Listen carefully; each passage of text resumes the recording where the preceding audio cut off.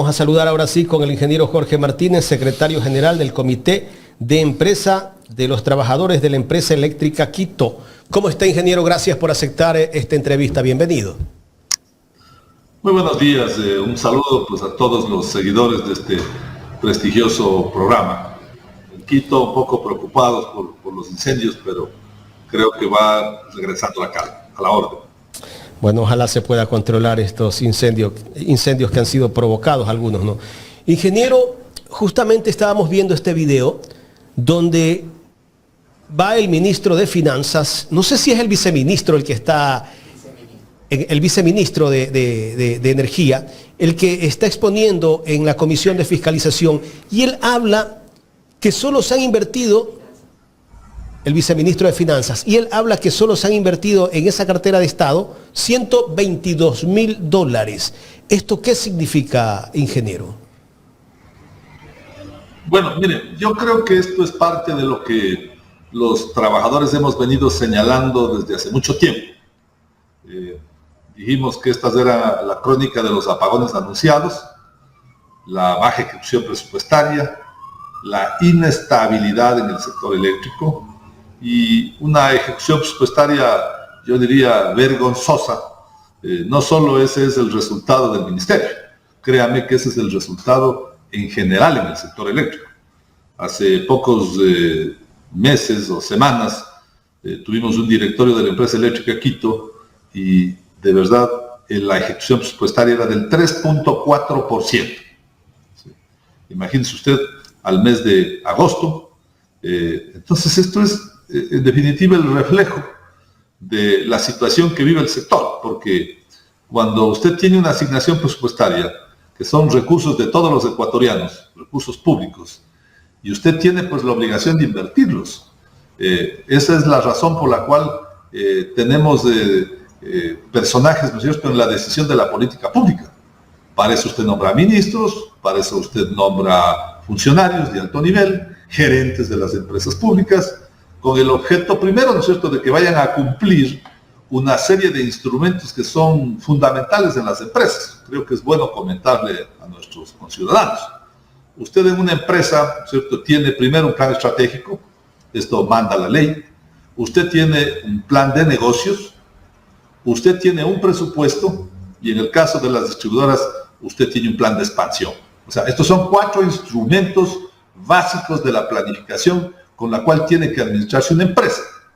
Pero entonces imaginarás si en esos instrumentos usted llega, como ese ministerio, de 50 a 60 millones a gastar $122.000 y en una empresa de 450 millones usted llega a gastar el 3.4%. Entonces ese reflejo, ¿cierto?, es realmente la ineptitud, la incapacidad y la irresponsabilidad con lo que han administrado el sector eléctrico. ¿Eso quiere decir que sí se pudo evitar esta crisis que estamos viviendo, a pesar de que ya veníamos con una crisis de gobiernos anteriores? Bueno, yo creo que a nosotros, a los servidores públicos, nos ponen para cumplir una función. Pues. Y obviamente, recuerde usted, yo quiero darle algunos datos. En enero, febrero del 2023, el CENACE, que es el Centro Nacional de Control de Energía, le dice al señor Lazo que en octubre va a tener un estiaje complejo y que para esa fecha necesita 450 megavatios. En enero, febrero del 23. Este señor no hace nada y en agosto emiten un acuerdo ministerial declarando en emergencia al sector, en agosto, ¿no? En agosto, sí. Y finalmente, ¿no es cierto?, hasta diciembre no incorporan un megavatio. Se va este señor, le encargan a la empresa eléctrica Quito contratar 450 megavatios, este concurso se declara desierto, pero ojo, ya ahí ya asoma la oferta de Carpower. Ya allí ya había oferta en diciembre del 2023. Ya los turcos habían ofertado 450 megavatios móviles.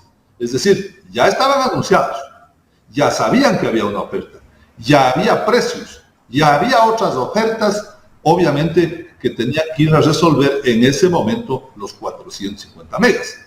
Viene el estiaje, justo que todos lo sabemos, de octubre a abril, Viene ahora el estiaje 24-25, que es los apagones que estamos viviendo, y ya no se requieren 450, pues. Ahora se requieren 1080, ¿cierto? Y apenas de los 1080 contratados, solo están 100 de la barcaza, que como usted acaba de informar, ¿sí?, apenas está produciendo 12.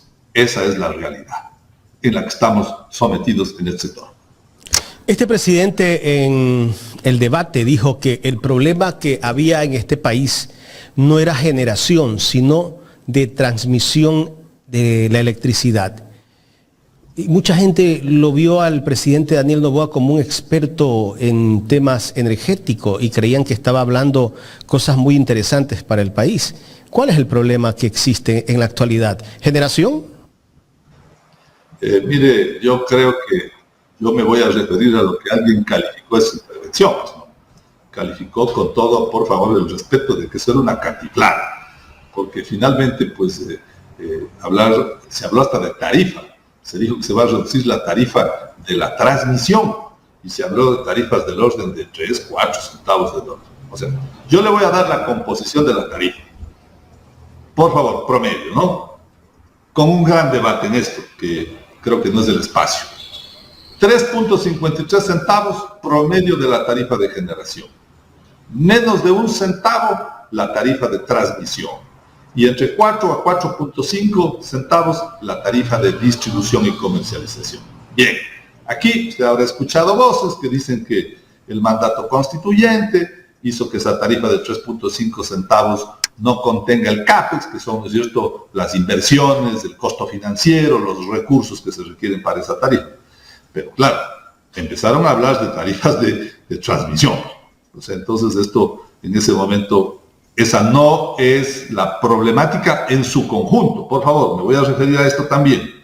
El problema es generación. O sea, si tenemos un déficit de 1080, ¿no es cierto?, megavatios, que están anunciados por quien administra el sector eléctrico, el SENACE, es el operador, es el que está, ¿no es cierto?, coordinando, administrando los pagos, los ingresos, el despacho de la generación. Incluso para que nuestros conciudadanos nos entiendan, cuando hay los cortes o los apagones, es el SENACE el que distribuye, ¿cierto? Le están faltando 100, 200 megavatios, entonces dice, esta empresa costa 50, esta otra costa 40, esta otra costa 100, y entonces completa el déficit. Así funciona esto. Es como un pastel que se reparte, ¿no es cierto? Se reparte.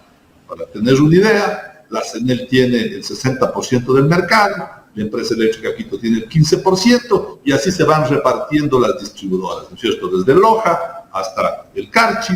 Y entonces, el punto es generación en este momento. Pero esto no significa que no tengamos ya problemas también en la transmisión. ¿Por qué? Porque ya los equipos, esto es importante, ya varios técnicos lo están anunciando, ¿no es cierto? Hay varias subestaciones, sobre todo en la costa, que están trabajando al 100, al 105%.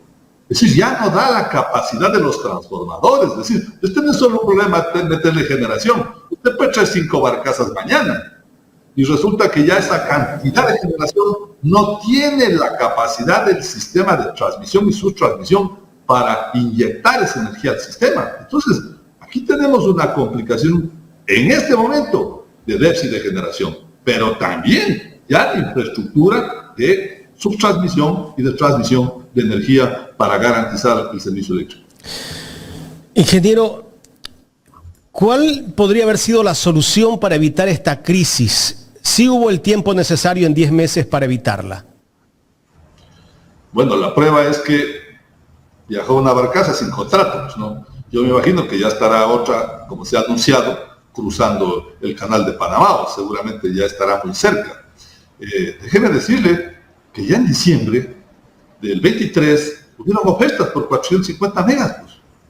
O sea, ya ahí estaban las ofertas, y había ofertas de todo tipo, parecidas a las soluciones que hoy se están planteando. Es decir, había ofertas marítimas, había ofertas de grupos que se instalaban, ¿no es cierto?, en fundamentalmente la costa, lo que se ha planteado hoy día sobre los 350 megavatios que habla el ministro, pero que finalmente son 100 efectivos, y ayer y anteayer 12 por falta de combustible. Ya, pero hay 250 más. un paquete en Esmeraldas, otro paquete en Santa Elena, otro en Guayaquil, pero hay todavía 800 megas pues por resolver. Si usted va sacando la diferencia, le estamos comprando 400 megavatios a Colombia. Entonces, ese es el punto. O sea, el punto es que si ya en diciembre había ofertas, mire, por ejemplo, había ofertas para Machala Pau. Ahí hubo ofertas, y lo digo esto porque yo estuve en ese directorio. Hubo una oferta que, por ejemplo, ofrecía gas, ¿no? Claro, gas del Campo Amistad, pero hasta que se explote había gas que se compraba. Y obviamente se ponía a generar, ¿no es cierto?, en una mayor capacidad estos grupos en Machala. Es más, había una oferta que señalaba incluso operaciones BOT. ¿Qué significa esto?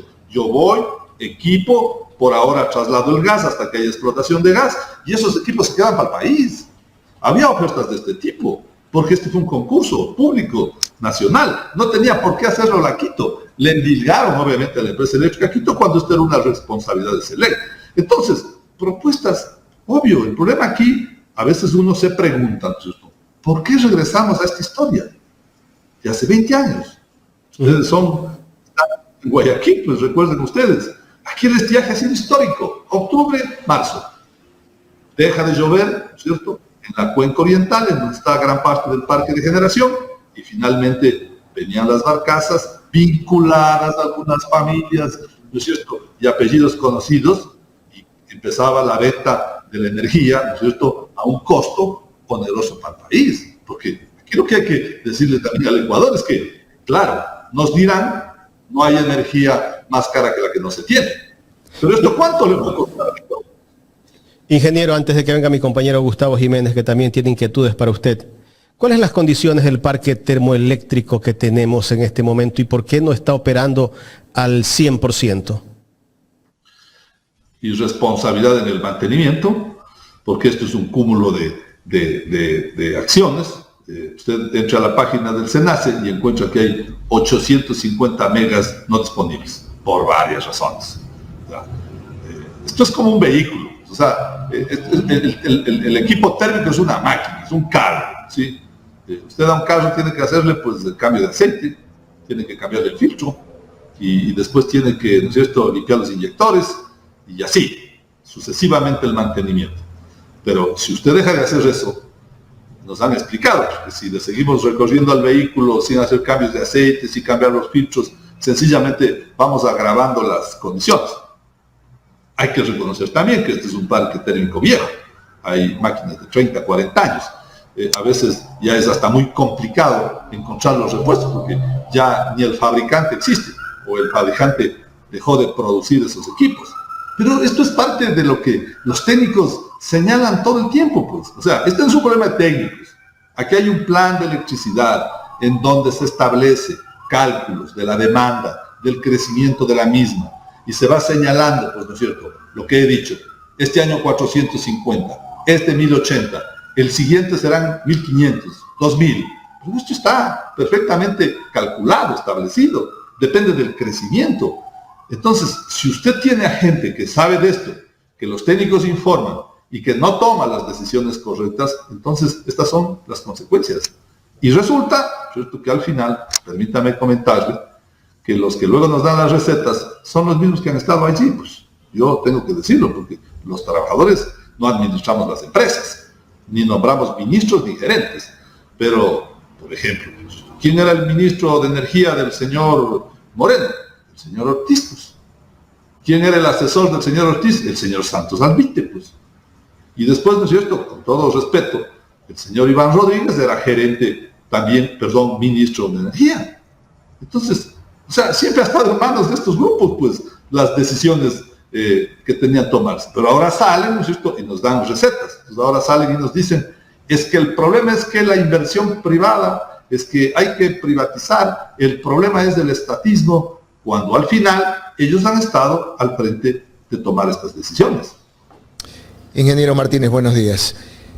Pero escuchábamos al ministro de Energía hace poco dar una explicación sobre la catástrofe que se presenta ahora con el tema de las hidroeléctricas y la culpa de todo es el estiaje, ¿verdad? Si bien es cierto, estamos pasando, como todos los años, un estiaje significativo, como también lo pasa Colombia, como también lo pasan en otros países como Chile, pero no están viviendo esos países lo que nosotros estamos viviendo. Pero el ministro dijo que están haciendo todo lo humanamente posible, como por ejemplo bombardear las nubes para ver si logran levantar un poco los embalses. ¿Usted conoce si hay alguna mejoría con este trabajo que están haciendo? Porque la gente ya se está hostigando y va una semana recién de los cortes de energía. Mire, yo no soy experto en bombardeo de nubes, ¿no es cierto? Porque también en el sector eléctrico tenemos unos personajes, ¿no es cierto?, que saben de electricidad lo que yo sé de astronomía.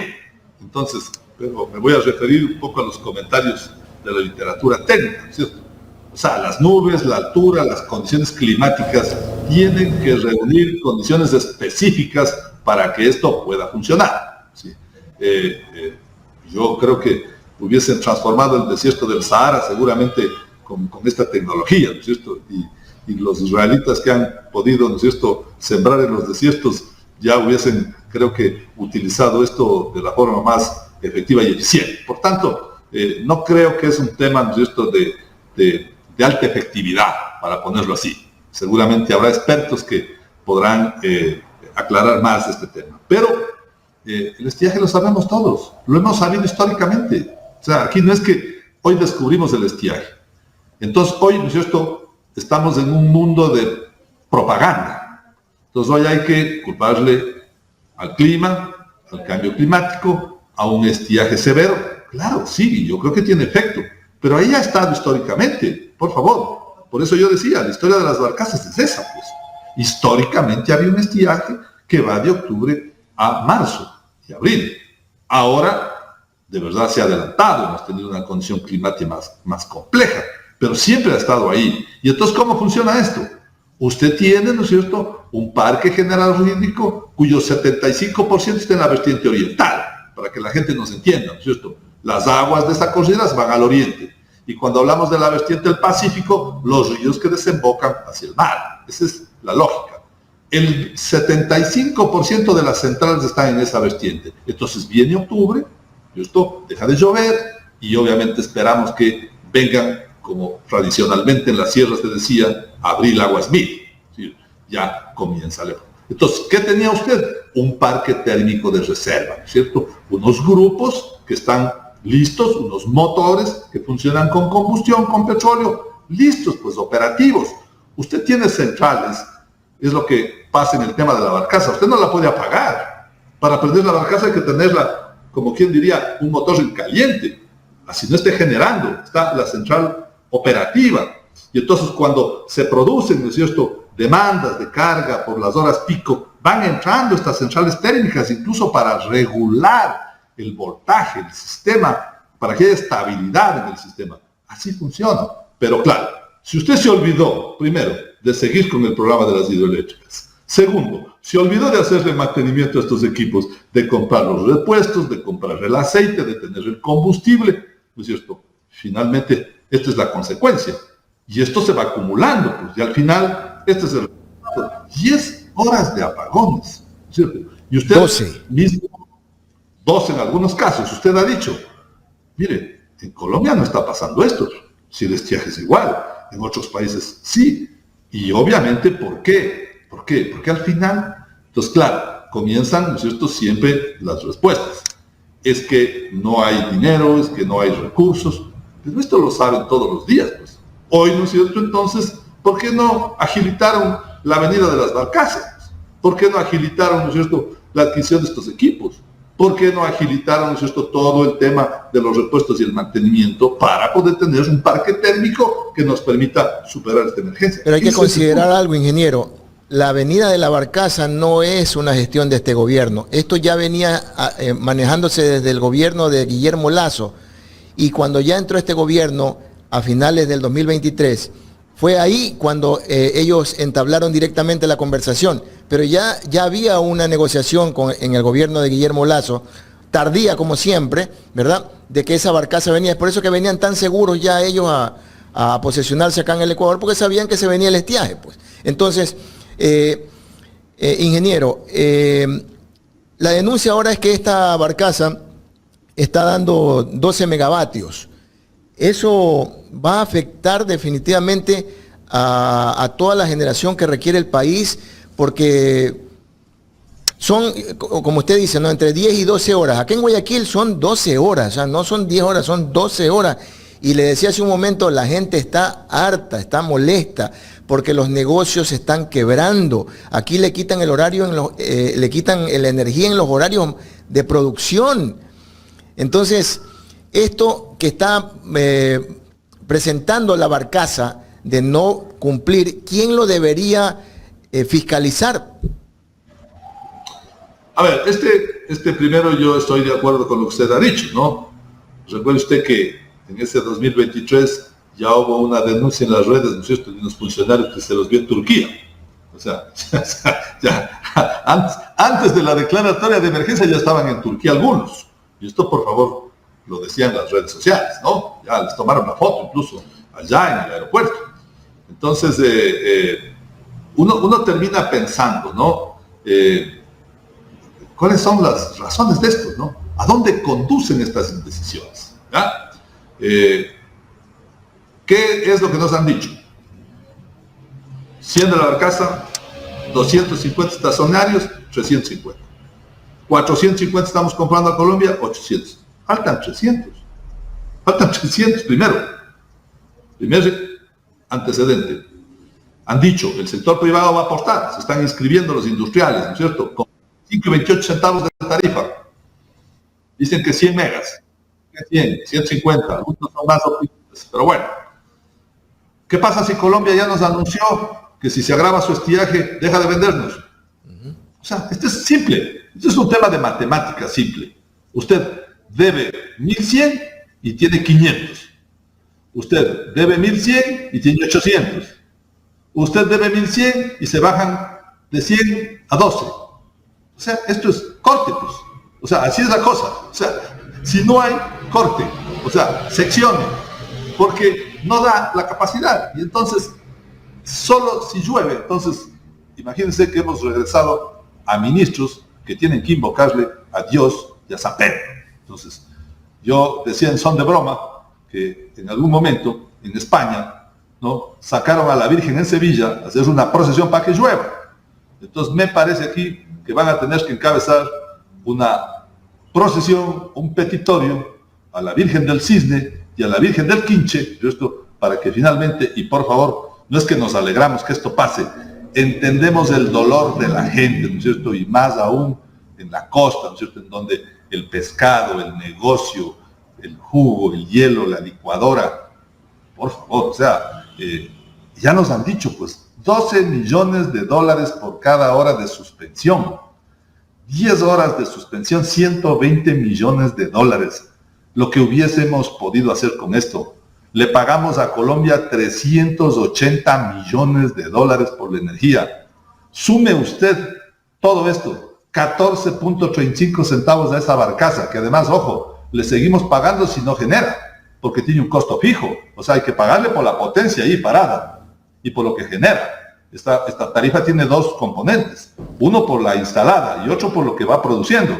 Entonces, parada le seguimos pagando, ¿no es cierto? Y encima estos señores que son los responsables, ¿quién? La CELEC, el administrador. Por favor, yo creo que tienen que poner gente competente en el sector eléctrico, que hay mucha que tiene experiencia y que conoce, para que estas improvisaciones dejen, ¿no es cierto?, de pasarle factura al país. Pero ya están los palanqueados nuevamente dando declaraciones como grandes expertos. Me refiero, por ejemplo, a aquel personaje que usted hacía referencia de que hay que pedirle al Todopoderoso que mande lluvia. El señor Santos Alvite, pues ahora está nuevamente siendo entrevistado y con el descaro más grande dice que es una irresponsabilidad lo que ha pasado con el sistema eléctrico. ¿Se puede usted imaginar que el mayor responsable de este problema que hoy estamos pasando, el ex ministro Santos Alvite, venga a decir que es una irresponsabilidad de este gobierno? O sea, que ellos no tuvieron responsabilidad. Pero mire usted, si este es un debate de zarigüeyas, ¿cierto?, de vírgenes, de dioses, de San Pedro. O sea, es un país que está en manos y esto es lo lamentable, ¿no es cierto? Por eso yo saludo y agradezco a espacios como el de ustedes, ¿no es cierto? Porque finalmente, ¿no es cierto?, en los grandes medios resulta que estos son los personajes que nos aconsejan. O sea, los que fueron los ministros, ¿no es cierto?, de Moreno, que fueron los ministros de Lazo, los que al final, ¿no es cierto?, hicieron muy poco, casi nada, ¿no es cierto? Hoy vienen a darnos recetas, ¿no es cierto? Yo creo que es importante decir algunos elementos más. Miren, el sector privado ha podido invertir en generación siempre. La famosa esa ley no más apagones que tiene hasta un nombre ridículo, ¿no? Que fue lanzada con tanto aspaviento, con unos agradecimientos públicos, ¿no?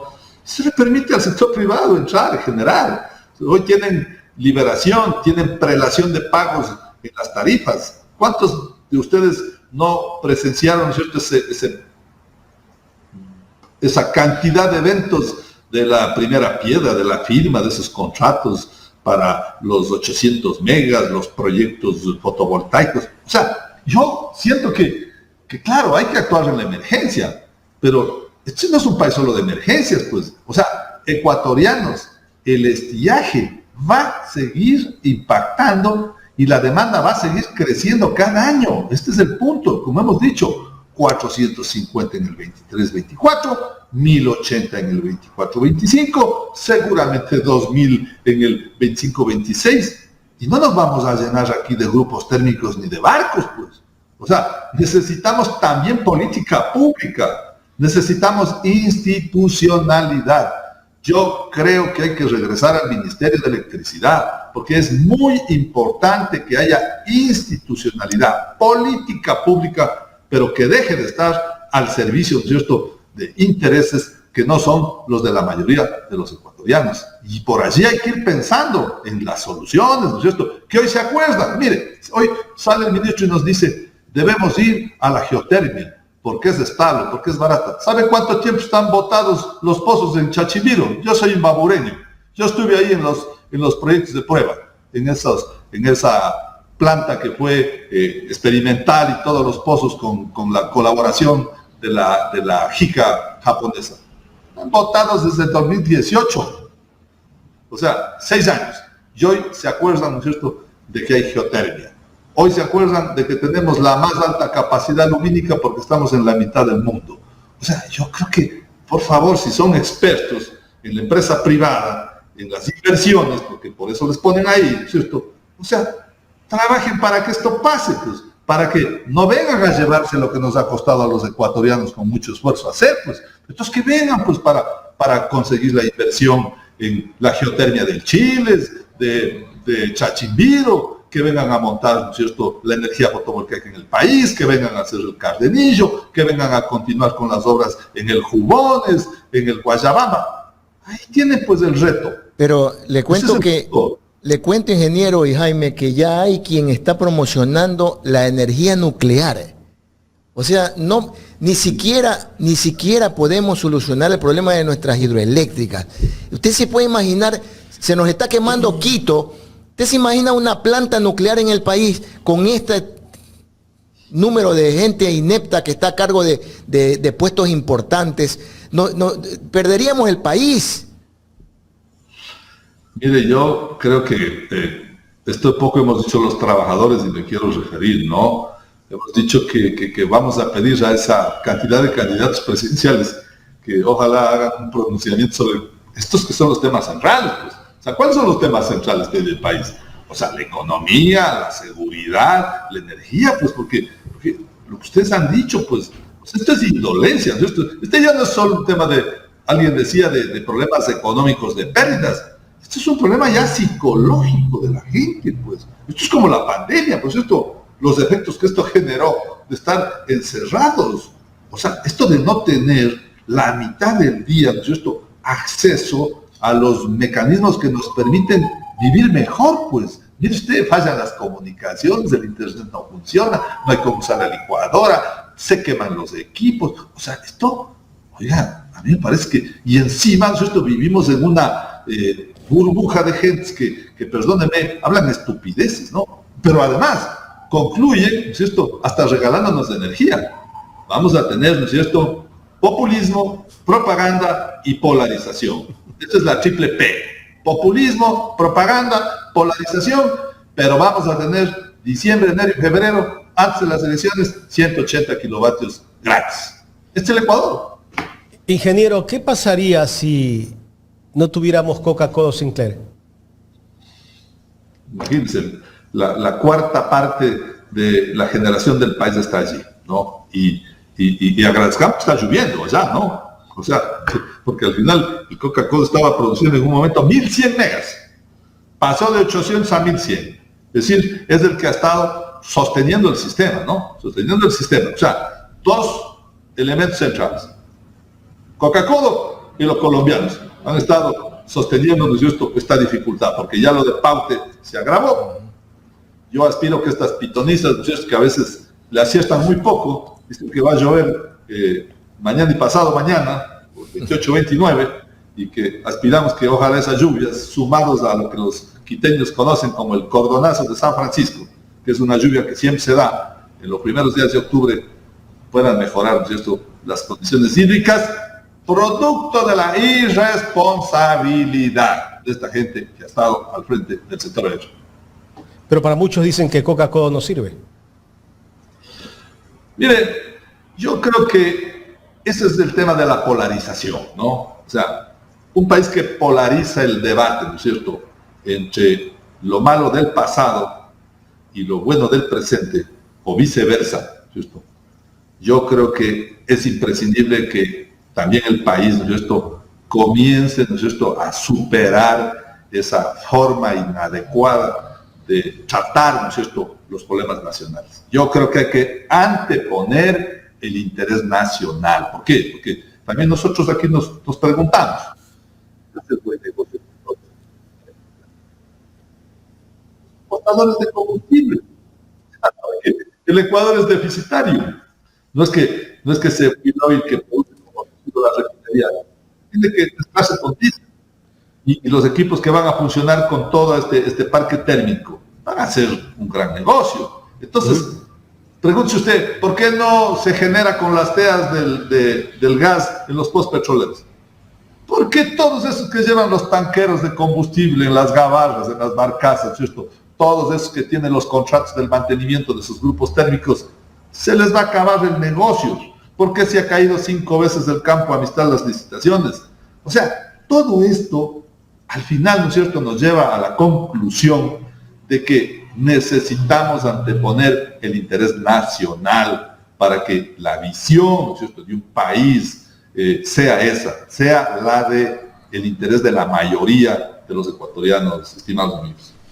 Ingeniero, finalmente, si no estuviera generando Coca-Cola en este momento, ¿a cuánto ascenderían las horas de apagones que tendríamos? Acá, por lo menos en el sector donde nosotros estamos, son 8 horas diarias. ¿A cuánto podrían ascender? Mire, nosotros estamos hablando, para tener un balance matemático es un poco complejo, pero estamos hablando de una demanda de 4.500 megas, ¿no? O sea, más, menos, esto sube, baja, quítele 1.000 para hacer una cifra así muy rápida, ¿no es cierto? 20-25%, o sea, probablemente una cuarta parte más de energía que no dispondríamos, una cuarta parte más, que es más horas, una cuarta parte en el día es, digamos que 4 o 6 horas más. Esa podría ser la situación tan crítica que tendríamos en el país.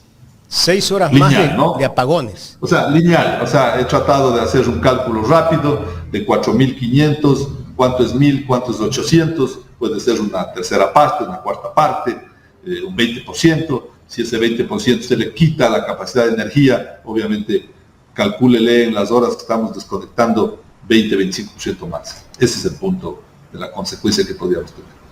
Es un tema de energía, es un tema de balance, por eso le decía. O sea, si yo tengo que tener 1.100 y finalmente no completo eso que falta tengo que cortar, seccionar. ¿Cómo? Proporcionalmente al pastel. O sea, corte, ¿no es cierto?, 60% la CENEL, toda la costa y sucumbíos. Corte, ¿no es cierto?, proporcionalmente a su demanda, a su necesidad, las empresas de la sierra, y así usted va, ¿no es cierto?, seccionando la energía que no hay. ¿Hasta cuándo? Hasta cuando esta energía o ingrese esta energía térmica, o vengan más grupos térmicos, se instalen, pero claro, esto tampoco es que usted trae esos motores que los compra afuera y los pone a funcionar, pues hay que construir las instalaciones, la base, la cimentación, los tanques, los ductos necesarios. Por eso se instalan en centrales de generación existentes. ¿Por qué? Porque ya ahí están los tanques del combustible. Pues. Pero mire ahora, se retrasó el barco. Se retrasó el barco y caemos a 12 megas. O sea, por favor. Y luego, claro, la culpa es de la zarigüeya, yo pido disculpas y allí están, yo, créame, siento, ¿no es cierto?, una solidaridad con el pueblo ecuatoriano, porque finalmente estas consecuencias no nos merecemos. ¿Cuántos megas está generando Codo? En este Estuvo momento. en 800, este momento hay que entrar a la página del SENACE, no quiero ser impreciso, pero en un momento determinado estuvo entre 800 y 1100 megas generando. Se está casi generando el 50%. Estuvo generando el 25-26%. Si usted tiene 4.500, si usted tiene 1.000, 1.100, normalmente el aporte al sistema del Coca-Cola es del orden de la cuarta parte, del 25-26% de la generación del país. Ingeniero, queremos agradecerle. No sé si Gustavo tenga alguna inquietud. No, en realidad está cubierta todas las inquietudes en esta mañana. Gracias, ingeniero. Muchas gracias. Buenos días a ustedes. El ingeniero Jorge Martínez, secretario del Comité de Trabajadores de la Empresa Eléctrica Quito, conversando con nosotros en esta mañana aquí en Ecuador en directo y bueno, diciendo las cosas como son, ¿no? Aquí no estamos tapando la verdad porque algunos sí están tratando de ocultar la incapacidad que tiene este gobierno para el manejo de esta crisis y que desde un comienzo la ha tenido, Gustavo. Porque este presidente sí sabía el problema que existía en el Ecuador.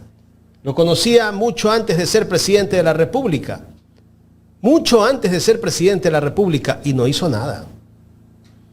En el debate dijo él que en 9 meses estaba solucionado el problema. ¿Cuánto tiempo ha pasado? Ahora, ya tenemos 10 meses, sí Jorge, 10 meses tenemos en el poder de este señor, que ha sido lamentablemente